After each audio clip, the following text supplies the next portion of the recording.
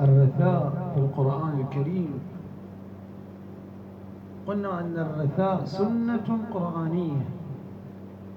سنة الرثاء موجودة في القرآن الكريم في مواطن كثيرة وليس في موطن واحد. الرثاء، الندبة، تصوير مسرح الحدث والحزن والمصاب يعرض بأسلوب يهيج للإحساس والعواطف في القرآن الكريم. من هذه النماذج نموذج أصحاب الأخدود. في سورة البروج يصور القرآن الكريم حادثة قتل وظلامة أصحاب الأخدود المؤمنين الذين كانوا يسكنون اليمن، عندما حفرت لهم حفرة كبيرة وأضرمت فيها النيران. هذا هو عبارة عن ما هو الأخدود، حيث أخبر الكفار هؤلاء المؤمنين بأنهم أما أن يرجعوا إلى الكفر وأما أن يحرقوا، وأشعلوا في النار في هذا الأخدود لحرق هؤلاء المؤمنين. بداية سورة البروج يبدأ الباري تعالى بالقسم: والسماء ذات البروج، واو القسم. هنا راح نستفيد من هذا الأمر أنه علينا أن نقتدي بالخطوات الإلهية، حيث نبدأ أول ما نبدأ بتوثيق الحدث بالقسم الإلهي، لأنه لا بد من إبراز الجانب النظري والفكري ثم شد العاطفة إلى الفكر الصحيح الصادق،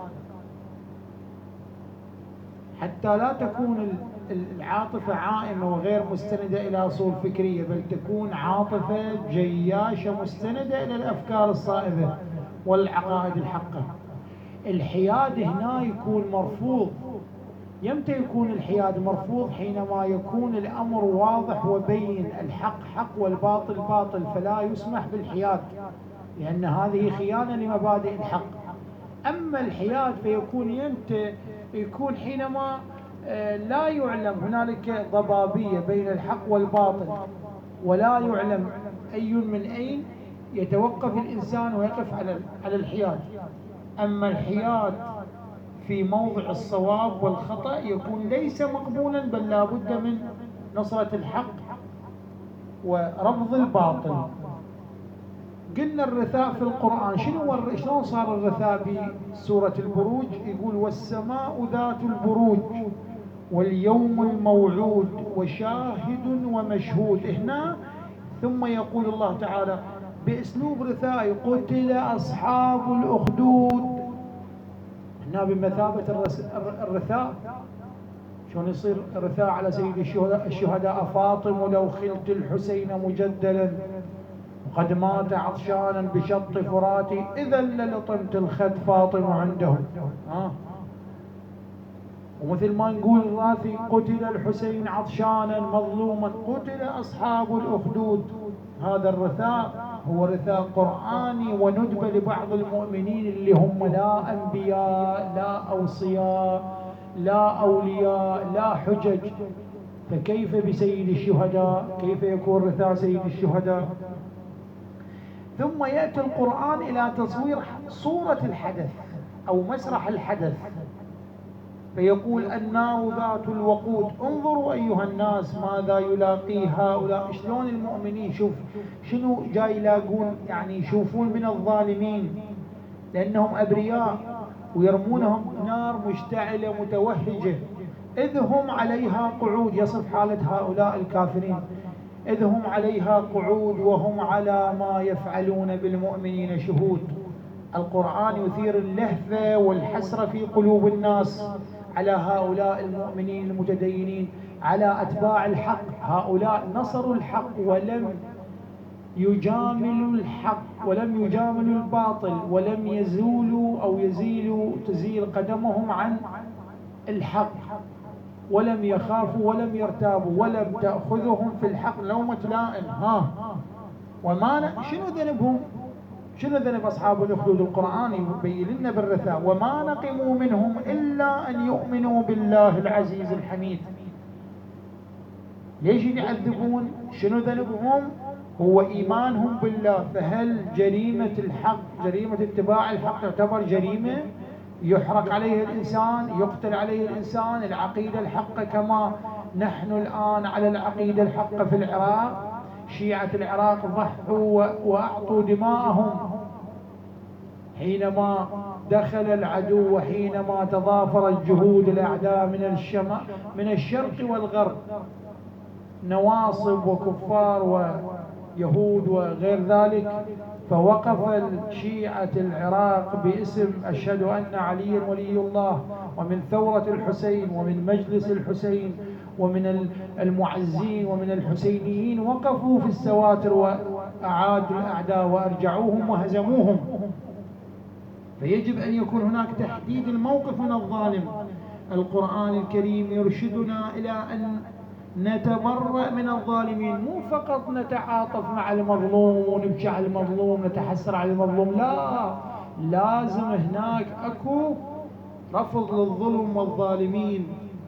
لا يكتفي القرآن بأن نندب المظلوم نتأثر لما حصل، لا لا لا، مستحيل. يجب أن نكون ذو نظرة مبعدية وذو قرار واضح وفي رفض الظلم. ليش؟ لأنه نهاية الظلم والظالمين الله يتوعدهم: إن بطش ربك لشديد. يهدد القرآن ويتوعد الظالم بأن أفعاله لن تمر.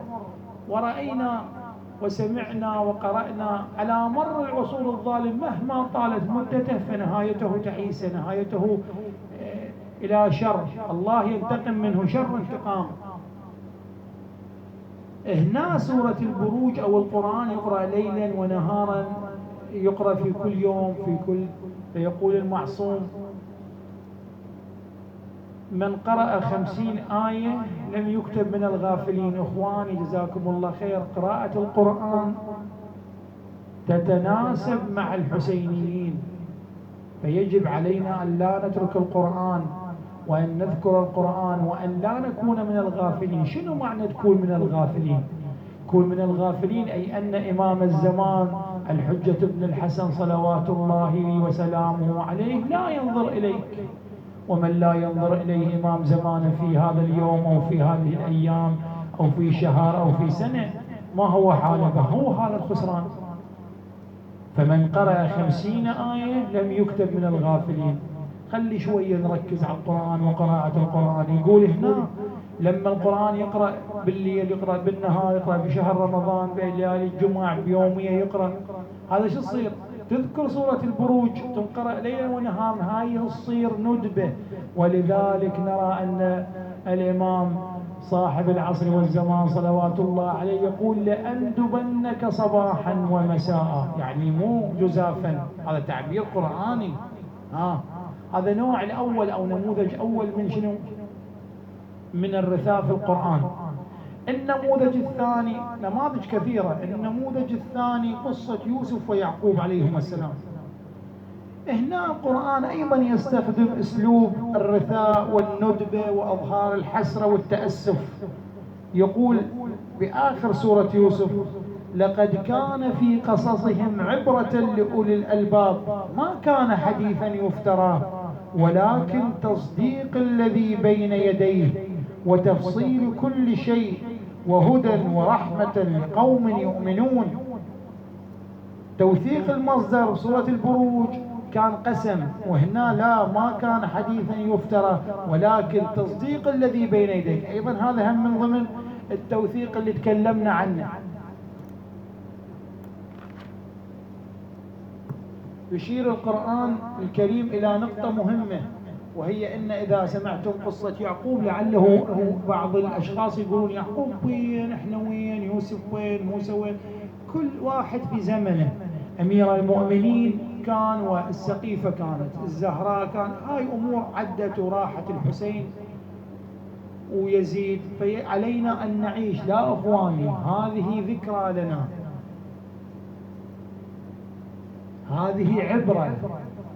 يجب أن نتعلم منها، نعرف المظلوم، نعرف الظالم، نرفض الظالم، نكون مع المظلوم، نرفع رايات الحق، ننصر الحق، نقول الحق، لا تأخذنا في الله لومة لائم، في قول الحق لومة لائم. لذلك علينا أن نكون نشوف يعقوب رغم ما عنده 11 ولد، ولكن يقول وبيضت عيناه من الحزن فهو كظيم. فبيضت عيناه من الحزن فهو كظيم. هنا شنو حال سيدتي ومولاتي زينب صلوات الله وسلامه عليها؟ هنا شنو حال الإمام السجاد لما يرى أهل بيته مجزرين كالأضاحي؟ أيضا تصوير مسرح الحدث في سورة يوسف، يقول فألقوه في غيابة الجب ولما أجمعوا